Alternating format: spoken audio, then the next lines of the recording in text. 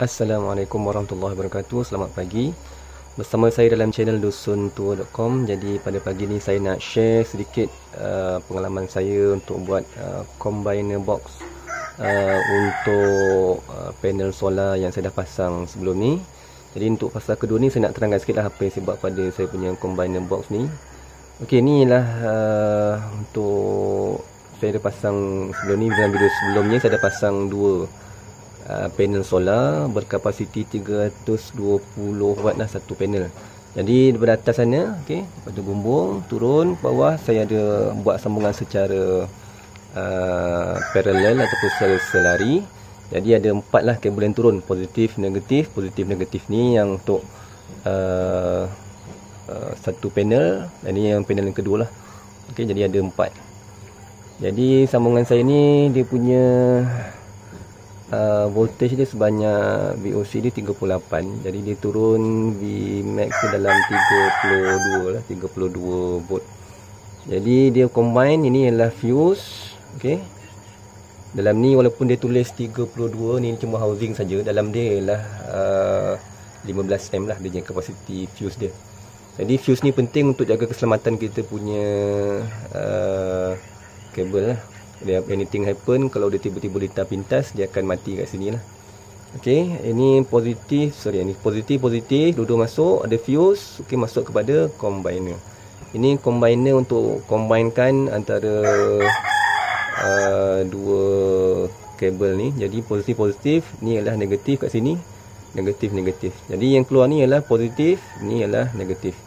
Jadi yang kedua yang perlu ada pada combiner box ni ialah ini surge protection device ataupun SPD.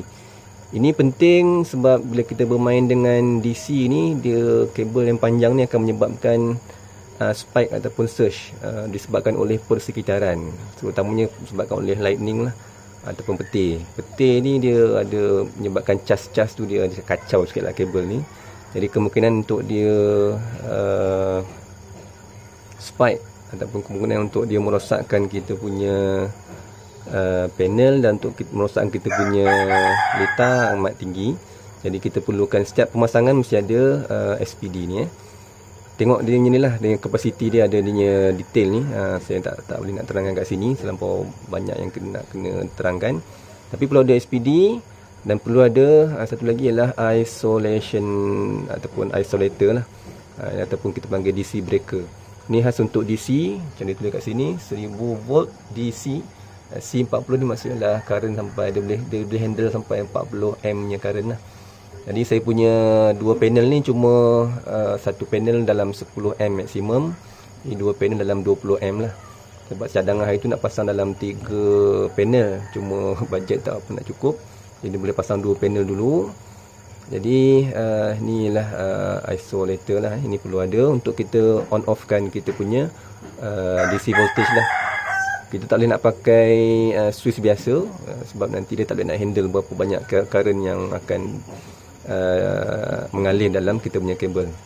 Ini ialah SPD juga, tapi SPD ni bukan untuk kilat, tapi untuk cover saya punya inverter. Okey, kalau tengok kat sini dia punya voltage dia 24 hingga 48. Jadi apa-apa yang di luar daripada range dia ni, dia akan automatically pergi ke bumi lah. Ni ialah sambungan ke bumi. Jadi SPD ni dua-dua dia akan pergi ke earth lah. Kalau ada apa-apa something happen, lebihan arus, dia akan terus pergi ke bumi. Okay, ni sambungan ke bumi. Ini pula sambungan saya saya tak ada lagi kabel lain, jadi terpaksa pakai kabel 6mm ni DC pergi ke body ni ke body solar panel.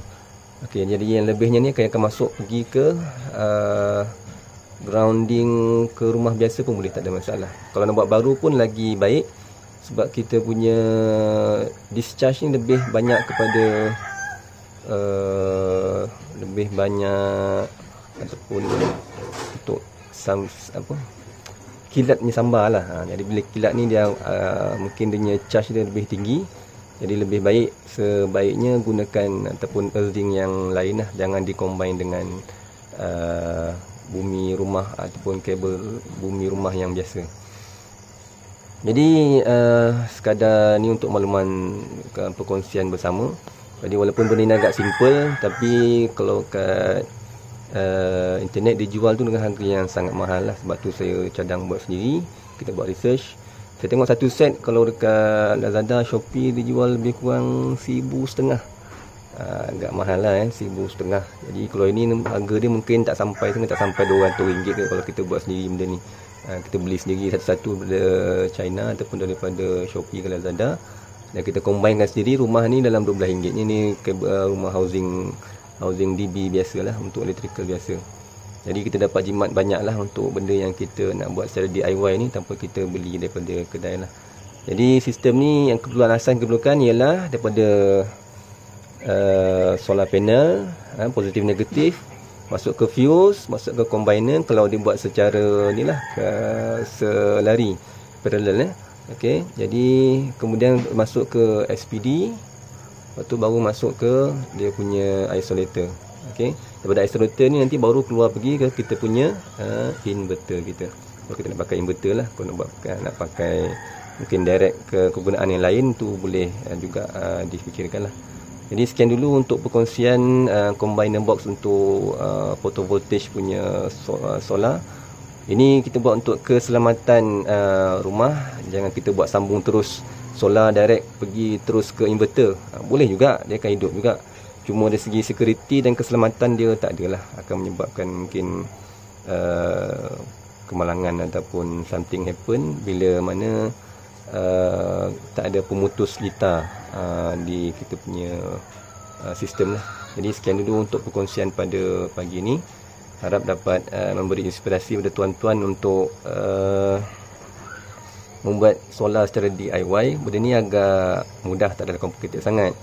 Dan saya punya target untuk kita mengurangkan bil elektrik kurang daripada bacaan yang ketiga. Jadi kalau boleh dapat bacaan pertama atau kedua dah cukup baik lah. Jadi kita tak ada nak cover seluruh rumah, mungkin nak cover 2-3 ataupun nak cover 1 ataupun 2/3 daripada load rumah lah.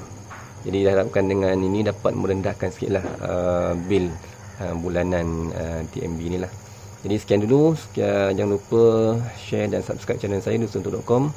Assalamualaikum warahmatullahi wabarakatuh.